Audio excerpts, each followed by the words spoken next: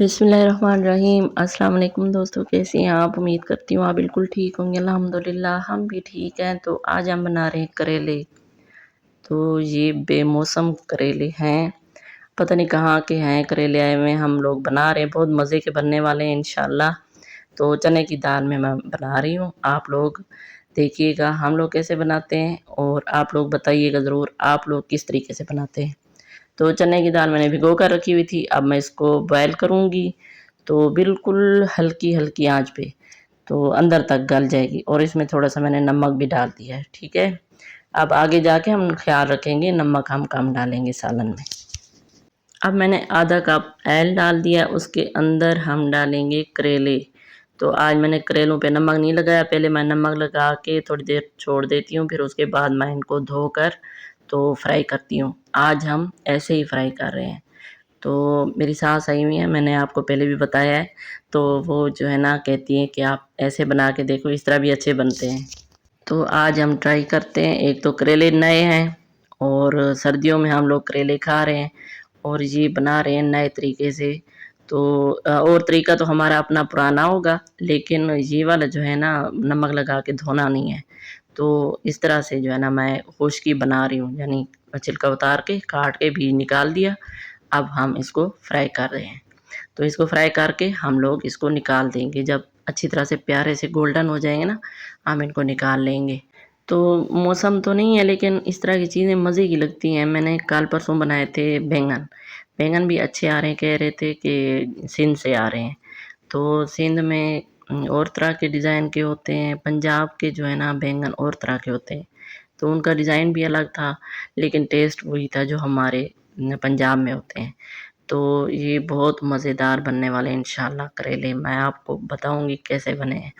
तो अभी तैयार हो रहे हैं, तो ये साथ-साथ मैं रेसिपी भी वो कर रही हूँ, बना रही हूँ और वॉइस भी कर रही हूँ, ठीक है? अभी मैंने उनमें पानी डाल दिया, पक रहे हैं, तो ये मैं वॉइस पहले कर रही हूँ। तो ये मैंने फ्राई कर लिए हैं, अब जो है ना हम डालेंगे प्याज़, 1 प्याज़ मैं छोटी-सी डालूँगी, ठीक है?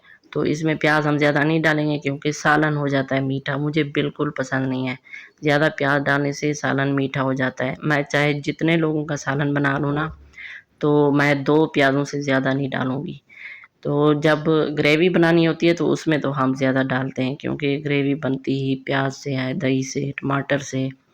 तो जब सब्जियाँ मैं बनाती हूँ तो इनमें प्याज़ मैं बहुत कम डालती हूँ, बस ऐसे कि तड़का लगा लें, बस इतनी सी प्याज़ होनी चाहिए, ज़्यादा नहीं होनी चाहिए।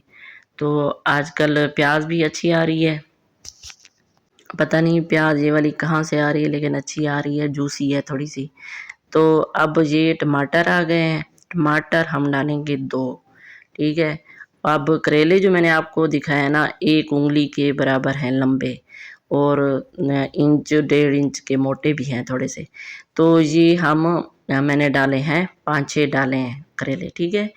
तो अब हम डाल रहे हैं 2 टमाटर, 1 प्याज़ डालिए, 2 टमाटर। तो चने की दाल जो है ना आधा कप था, मैंने भिगो के रखा हुआ था गर्म पानी में। उसके बाद जो है ना मैंने उसको उबाल लिया है हल्की आँच पे। तो ये देखिए अब हरी मिर्चें भी मैंने इसके अंदर डाल दी हैं, नमक हमने साथ डाला है, ठीक है? हस्बे ज़रूरत डालें और ये ध्यान में रखें कि हमने दाल में पहले नमक डाला था थोड़ा-सा, तो अब जो है ना नमक हम कम डालेंगे ताकि तेज़ ना हो जाए बाद में। तो टमाटर हमारे बिल्कुल सॉफ्ट हो गए हैं। तो आप लोग इस तरह किया करें कि टमाटर डालकर नमक साथ डाल दिया करें। कुछ लोग नमक एंड में डाल रहे होते हैं, तो सबका अपना-अपना स्टाइल होता है, लेकिन मैं टमाटरों के साथ ही डालती हूँ, टमाटर सॉफ्ट हो जाते हैं, जल्दी पक जाते हैं। तो बिल्कुल दम वाली फ्लेम पे मैंने ढक्कन बंद कर दिया था नमक और टमाटर इकट्ठे डालकर। तो अब हम सुरख मिर्चें डाल रहे हैं। अब मैंने सुरख मिर्चें भी हाफ़ टेबल स्पून मैंने डाला है, क्योंकि हरी मिर्चें भी मैंने इसके अंदर डाल दी हैं। अब जिसको जो पसंद होंगी यानी हरी मिर्चें पसंद होंगी तो तोड़ के खा लेंगे। तो सुरख मिर्चें मैंने कम डाली हैं, मेरी सास को इतनी पसंद नहीं है, वो कम खाती हैं क्योंकि उनके मुँह में छाले इस तरह का कोई मसला रहता है, तो वो ज़्यादा मिर्चें नहीं खा सकती। तो उनका भी ख़्याल रखना पड़ता है और वो आई हुई हैं हमसे मिलने के लिए, तो उनको सब्ज़ियाँ बहुत ज़्यादा पसंद हैं। तो मैं उनकी पसंद का खाना बनाती हूँ, उनकी पसंद का सालन बनाती हूँ, जो भी वो कहती हैं, मैं वही बना देती हूँ। तो अब मैं कहती हूँ कि वो ये ना कहे कि मेरे बेटे का घर है तो मुझे अपनी पसंद का खाना भी नहीं मिल सकता। बनाना मैंने होता है, लेकिन है तो उसके बेटे का घर ना, तो मैं कहती हूँ वो ये ना करे, कोई शिकायत ना करे कि मेरी बहू जो है ना मेरी पसंद का खाना नहीं बनाती, अपनी पसंद का बनाती रहती है। तो वैसे हम अपनी पसंद का बनाते खाते रहते हैं, लेकिन कुछ दिनों के लिए वो आई हैं तो उनकी पसंद का बनना चाहिए, क्या हो जाता है। वो प्यार करती हैं, हमें दुआएँ देती हैं, हमसे खुश होती हैं। तो ये देखिए दाल भी मैंने अब डाल दी है, करेले थोड़े सॉफ्ट हो गए हैं तो उसके बाद मैंने दाल डाल दिया है। अब हम पानी भी इसके अंदर डाल देंगे और चने की दाल में मैंने थोड़े से धनिया भी डाले थे, ठीक है?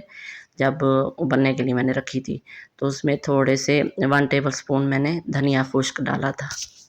तो अब मैंने उसमें पानी वो वाला दाल वाला भी डाल दिया है, 1 गिलास और भी डाला है, ठीक है? अब हम इसमें डाल देते हैं हल्दी, तो प्यारा कलर आएगा। तो हमें दुआओं में याद रखिएगा, अपना ख़्याल रखिएगा। इंशाल्लाह मिलेंगे अगली वीडियो में, तब तक के लिए अल्लाह